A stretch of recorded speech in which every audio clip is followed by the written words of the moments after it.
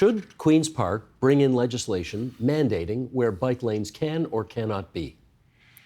It should be looked at very closely because bottom line, as you said correctly, we want to push people through a corridor, not necessarily cars. Mm-hmm. So if I'm giving real estate or like lanes to any mode, whether it's transit or cars or bikes, I need to know that it's used to maximize people's throughput.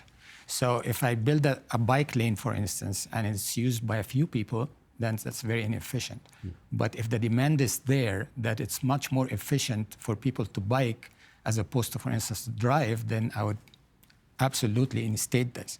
So it all depends on how many people are you pushing in the corridor. You have limited right of way, and everybody's competing for it. The street cars want it, traffic cars, regular cars want it, bikers want it. So we need to think of pushing people through as opposed to vehicles. The idea, though, Lanrick, has been, it's a bit like Field of Dreams, you know, if you build it, they will come. Is that in fact happening? It is happening, and you can almost throw it into the reverse when it comes to induced demand. When you build more lanes of car streets, more people start to use their cars. So right now where we are putting streetcars, we're public transit, we've got streets for cars, we've got infrastructure for bikes. You build that out, and I can almost guarantee you that if it's safe, if it's effective, if I'm able to get from point A to point B, you're going to have more people take advantage of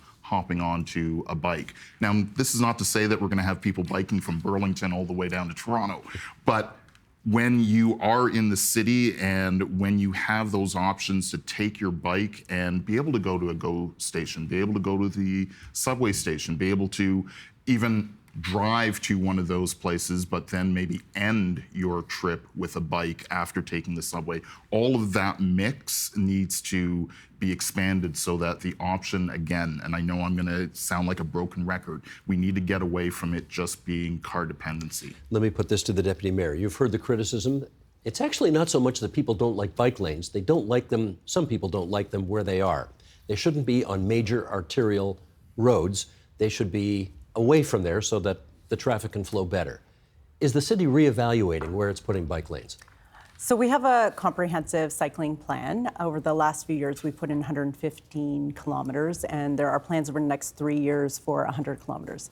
It depends on the road width and how much space you have available. So in my community, we have a wonderful project that's underway. It is expanding Port Union Road. We're going to have 2 lanes of traffic in both directions because we don't have that right now. Sidewalks on both sides. Believe it or not, we don't have that either. And it'll have protected bike lanes that are off the road. Wonderful project. Big right-of-way that was available.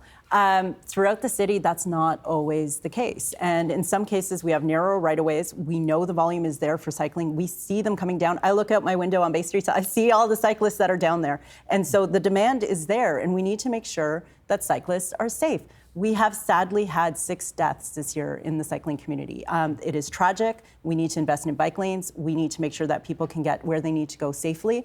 And some of the routes are also accompanied by other options, including higher order transit. There is a subway underneath as well. So we evaluate always where can we best do these. If they could be through side streets, I think the city is open to that as well. We are open to whatever we can do to make sure people can get safely where they need to go. And again, safe is the important word there. Does the Board of Trade like where the bike lanes are now? I think it's what Bahar said. It's the data. You know, I don't know if the city really has a good sense of if they even modeled the impact of putting bike lanes on major arteries. But I would say that when you look at a number of them, you don't see as much bicycle traffic as you would expect to see, given that you have open bike lanes, and then you see huge lineups of cars. So I think there needs to be a real reevaluation of where they are from a data perspective. If the data supports it, absolutely. But at the end of the day, the real question is, what are our arterial roads for? Why did we have them? And are they being used in that way or not? And I think what we've done is we've restricted them significantly. Large stretches now of our key arterial roads are one way each way. And you've got massive traffic jams. And again, the impact is not just on people, it's on businesses and the economy of the city. So that's a real concern of ours.